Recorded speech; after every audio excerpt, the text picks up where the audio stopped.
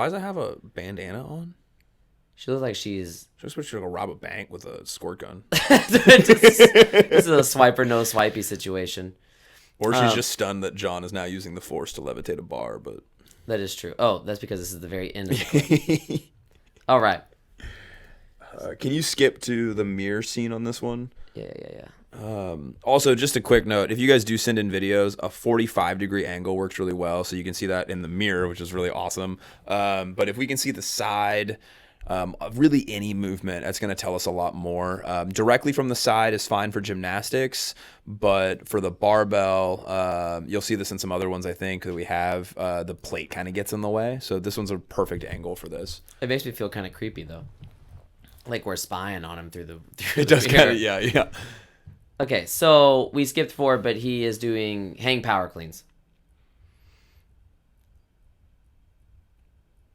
Also, he's doing hang power cleans at like 6'5". This is true. If you don't know John, this is like let's just, for the sake of legend, this guy's like 7 feet. This is also like 10% of his power clean max, so he's just manhandling it right now. Okay, let me stop All talking right. around. All right, so while he's finding this, a big thing... There's two big things that happen here, and one awesome thing. So something that John is, because he's just a giant, it's really hard for him to build strength. It just takes a lot of time, and so one it's not 10% of his power clean max. It's pretty heavy, and he's made an enormous improvement over the last year in terms of consistency, and being able to cycle through reps like this. So super impressive. Let's get down to what could make this better.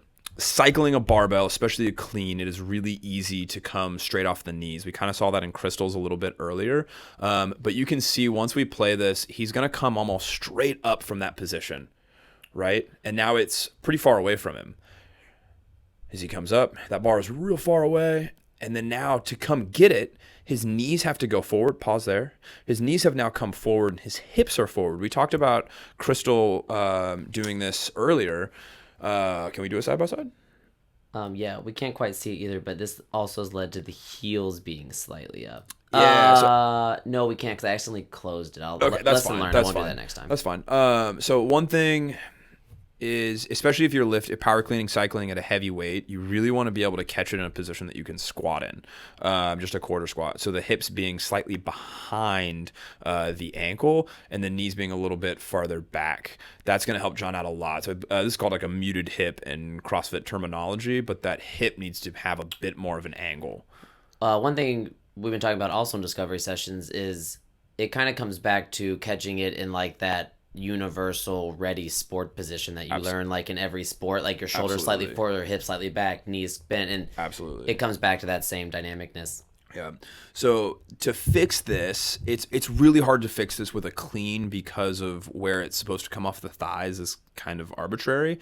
But in a snatch, you have a really good feedback of coming out of the hip pocket. So one thing, especially for heavy barbell cycling, is you need to sweep back into position one, if only just a little bit. You really don't want to come straight out of position two, straight out of the top of the knee. You want to have that little bit of patience where you're sliding up the thigh. So if you were to try to pick up his shorts and then pop it up, that bar is going to be a little bit closer to him. He's not going to have to chase after it by bringing his knees forward. So it's something that's easier to feel in the snatch. So it would be something for John to work on during snatches to get used to that feeling of the sweep back, and then you can start to apply it to the clean. How do you feel about this catch on the bottom here? So this is a little bit better than. He stops. That's why it's a little weird. Oh, interesting. He's gearing back up. Oh, he's gearing back up. That's fine. That makes sense. Yeah. So definitely heavy. Well, this is more true. A lot of times in class, you'll see people cycling barbells with just one quick hit. Yep. Nice, and wherever. I will say, if you rewind before he deadlifts it up, this is kind of what I was talking about with Crystal's video. Go a little farther back? Yeah, can you just have him bring it down, and we'll just pretend that he's going to go out of that spot? What are you talking about before this? I don't know. Let me see. It's after a power clean, he brings it down. There. Go back. Like 2 clicks. Okay. And forward 1 click. We're learning. Okay, so here is kind of what I was talking about with Crystal. So Crystal had her shoulders way over the bar. Here, if John were to pop out of this position, he's ready. The bar is close to him. All he's got to do is tighten up his lats a little bit, and then he can slide up a couple inches, and he's ready to just cycle this weight. And so that's kind of the difference earlier with Crystal's is like she was way far over the bar, and that made it a little bit more challenging for her to keep control. So, and then I think nice little grimace. Oh, we're reloading one more. Same idea, same problem, right? Arms are coming out away from the body. And that's causing him to crunch his toe into the toes, and he's going way forward on that. Which doesn't help when you're 7'5". It's true. 8 foot, whatever. It's so true. But I understand. I mean, that's awesome. This is a good view. Yeah. Also, props to Liza for properly sanitizing the medals. And then one last thing, we'll get into this a little bit more with the programming stuff, is it's good to let the wheels come off sometimes, right? So on that one, John's wheels came off just a little bit to make the weight happen. But if we're always doing that, we're always compensating, and we always want to reserve that for the few and far between reps or the few and far between tests that we need to do. On a day in and day out basis, it's almost always better to just hit good, clean reps. Everything that we do in CrossFit is very refined in terms of our movement patterns. And if we count ourselves as a win that you did, your 70% by the skin of your teeth on a day-to-day basis, that's what's going to happen in your Metcon. Like, that's what's going to happen when the wheels come off. You're always going to fall back to your lowest level of training, right? And so if your lowest level of training is more or less perfect every single time, even if you're lifting 25 pounds, 50 pounds less than what you would have been lifting, when you go up that 25% or whatever it is, or you're exhausted from a Metcon, if your lowest level of training is super clean and super efficient, you're going to have a lot better time on that fifth round of a workout or 20 minutes into an open WOD. Mostly we kept this one in just for the ending. This is John Riggs' caretaker, also wife. But anyways, this is the one where the plate we're talking about earlier, where the plate's going to end up covering some of that action up top that we would be looking at usually. But we're still going to roll through this. We'll give Marley some pointers here. How you feeling about this, bud? First thing, so sit back a little bit. So when you're starting in your clean or your snatch, your weight should be maybe slightly towards the ball of the foot, but just forward of mid-center of the foot itself. And here, it's just, you can see the bar is separate from her, and she's really far forward. And so it's like she's dead in the ball of her foot. So I would pull the bar back. I would spread the knees just a little bit, and that should give her a little bit more centered balance before she pulls. But I will say, now we can see a good hip angle. So now you can see her shoulders, her hips, and her knees. Her hips are right in between her shoulders and knees. Oh, that's fun. Her ponytail is doing its thing. Magical ponytail. But this is, as far as the hip angle, is a really good hip angle to start. Boom, pause.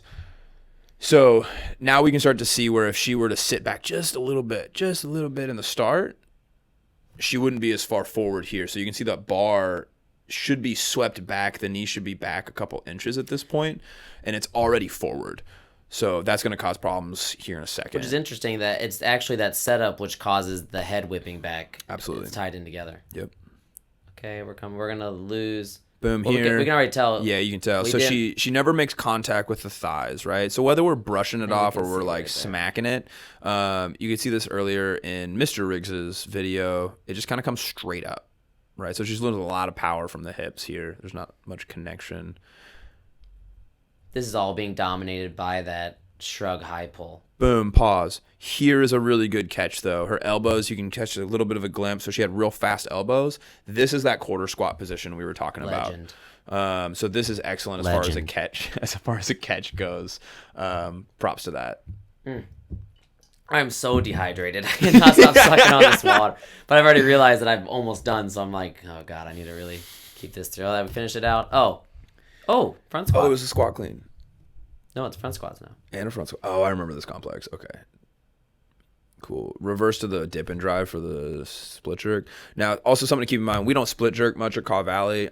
It's very few and far between. It's a fun lift, but All right. we just don't hit it that much. So probably a little deep on this dip here. yeah, a little deep. So here, the dip, I like to think of it as just position 1. It's technically speaking slightly different than position 1, but whatever. For all intents and purposes, it should just be position 1, which is just a slight hip, slight knee bend. Here, she's almost in that quarter squat position again. And so it's gonna make the weight feel heavier. We want to think of ourselves as a really tight spring, not like we're gonna catapult the bar up off the shoulders. The other thing is you can see the bar over the foot. The bar is over the toe, right? If she were to sit down straight a little bit more, it would be over the middle of the foot, and that's going to be a little bit more balanced because here she's going to throw it slightly forward as it comes up. Boom, and she catches. And I mean slightly forward as in it's not as far back as it should go. So yes, the bar does travel about an inch or so, but I would like to see those hands just a little bit farther back with a little bit like a slightly forward torso. The big thing here though is her back leg, and so when you catch in the split jerk, you want to think about this more like a track start off the blocks. You want to be up on the toe so the heel is off the ground, and then you want a slight turn out of the heel. And so just like when we lunge with our back leg towards the midline. We actually internally rotate that back leg to create tension. Here she's externally rotated. Her toe is pointing off to the right. And so she's losing a little bit of stability, and because it's so narrow, she hasn't been able to get underneath the bar as much. And so I would get a little bit more aggressive, like Alex said about the athletic stance. You want to be like at the ready for this. You saw that a little bit here too. I feel like this is a little bit more of a loping jump. This didn't have like that jump down idea that we have where these feet came aggressively into the ground. This is more, yeah. She powered it up, but then didn't drive herself underneath it. Absolutely. Yeah, the whole point of a split jerk is to get underneath the bar and land in a very stable position. And a lot of people get into this thing where they just throw the bar almost like a push press and then just split the feet. They might as well just push press it essentially. So throw it down on the ground, girl. Get some. Here's the best part of this whole video, though. Oh, here we go. We'll just play it. Little snaky leg. Shake it. I think the best part is this right here. Oh man, we can't see it because it's blurry. I don't know if this is just pure bliss or just rethinking every decision ever made. I'm gonna go with pure bliss because I want to see the positive. I thought it was adorable. I think this is they're a fantastic couple. It's true. All right, let's move on. I think that we're getting it. Well, we're gonna. You know what? Let's do John again. Yeah, John. It was a good squat. You should go lower, but it was a good squat. That's all I got. All right, old clean video of Flager making sure that he can still clean 225. I believe I remember this day. Hardo. Awesome. All right, first thing. Actually, can you go back to the standing at the end? This is kind of important. Flager has really short femurs. Okay, this is gonna play into this video. I love you. You're gorgeous. This is for scientific purposes. Yeah, you have really short femurs, so that's gonna play into this. He also has a very glorious torso. Props to you, sir. But it is very long, and so the combo of those makes this setup position a little less than ideal. So if you happen to have the short femurs, I was gonna make a joke, but if you happen to have short femurs and a long, glorious torso, what can you do to help your setup position? Swimming. You would be a good swimming. Give up. Okay, sorry. Actually, so it actually does set him up to lift pretty heavy weights, which is kind of nice. But you're gonna need slightly lower hips. But his are just too low. And so he is sitting almost at parallel, which is a very squatty position. And you can see it when he pulls off the bar. His hips are going to come up pretty quick to compensate. Could these feet come in a little bit? Yeah, they just could. Personal preference. It's personal preference. It doesn't really. I mean, yeah. We're splitting hairs on style there. But can you actually just play it? Oh, yeah. Yeah, play full speed. Oh, it's a short one. And then run it back. Boom. Okay, cool. Now we can go into slow-mo. That face is just great. I'm worried he's going to lay an egg there. All right, so you can see his hips went up a little fast, right? And that's just because they're trying to get back to that ideal start position in the first place. And that leads him to a pretty slow second pull that he makes up for with a good third pull, but it's going to get in the way of his front rack position. Boom.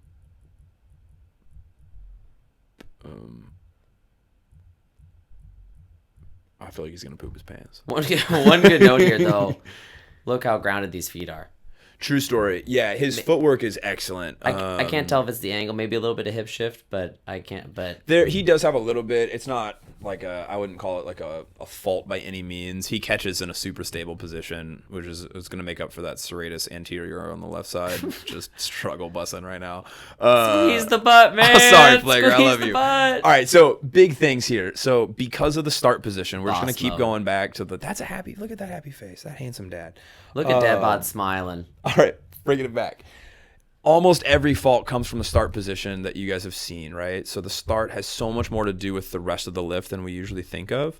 And so because his hips are rising to get to that ideal position, it's going to get in the way of a lot of things. Now, he makes up for it for a fast under pull, but as he comes up, so there's a good start position, and then he keeps coming up. So you're looking almost for this, but just but then on the ground. Yeah, right. Boom. He throws the bar out a little bit, so he gets pretty far over the bar, which is fine. But it's a slow second pull. The second pull is from the knee to the hip. So now he's having to jump forward. So he lands grounded, but you see he jumps forward a couple inches because he kicked the bar out. So he had to meet it. He had to go meet the bar, which then also causes the bar to want to still come forward, so it slides forward on that front rack. So it all goes back to the start position. One thing for him that he can do is, and this is just a tool in the toolbox, is just work on different hip start positions. Yeah, sure, there's an ideal for weightlifting. Don't go back just yet. Actually, can you find where he catches the bar at the very end? Because I do have a comment on that. At the top of the lift. Keep going. Yeah. Rewind like a couple seconds.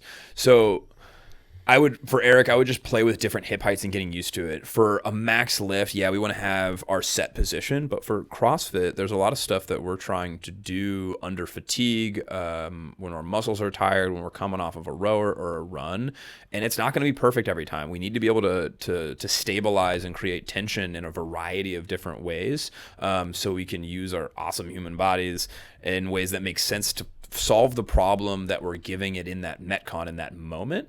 And so, we want to be consistent, but we want to be able to make good lifts with our hips maybe 2 inches higher, 2 inches lower, and not have it cause these big faults.